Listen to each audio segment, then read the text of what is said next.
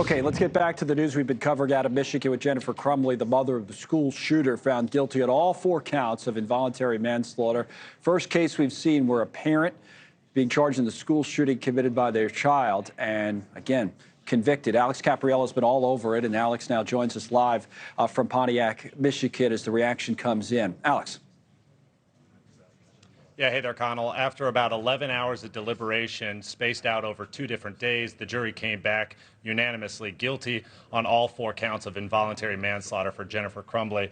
I'm here with Steve St. Juliana. He's the father of Hannah St. Juliana. That was one of the 4 victims that was killed that day. Tell me a little bit about what that moment was like when that verdict was read for you, your family, and for the other victims' families that were there in that courtroom today. I think primarily it was just a feeling of relief that finally there's been some accountability in this whole incident. What was your level of confidence? I mean, you sat through this last week and a half, 2 days worth of deliberations. How were you feeling going in today? So although the prosecution did a phenomenal job, the jury is always hard to read, and there's always the human aspect of it. And that was what was worrying to me. And this morning I felt like, no, they're going to come back with not guilty, just because of, I'm quite cynical of humanity at the moment, understandably, I think. But it was a pleasant surprise.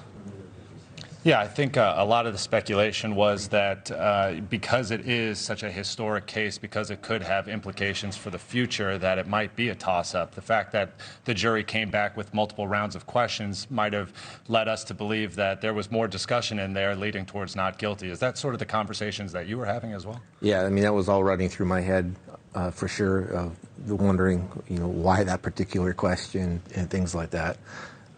But at the end of the day, they looked at the evidence, used just plain common sense, and came back with the right verdict.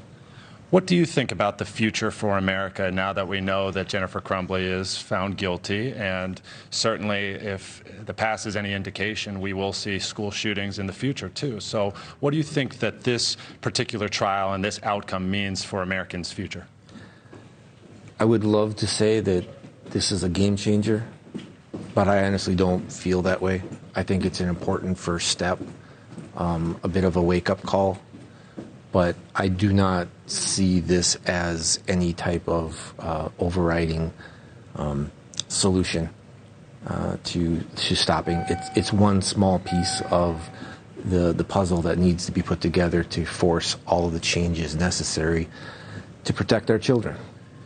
We only have about 20 seconds left. Do you have any message for the people that have been highly invested in this trial, learning about these sons and daughters that were killed? What do you want them to know?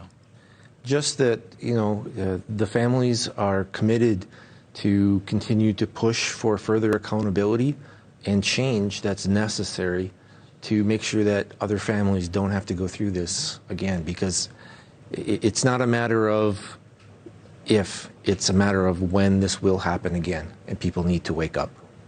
Steve, thank you very much for your time. Again, so sorry for your loss.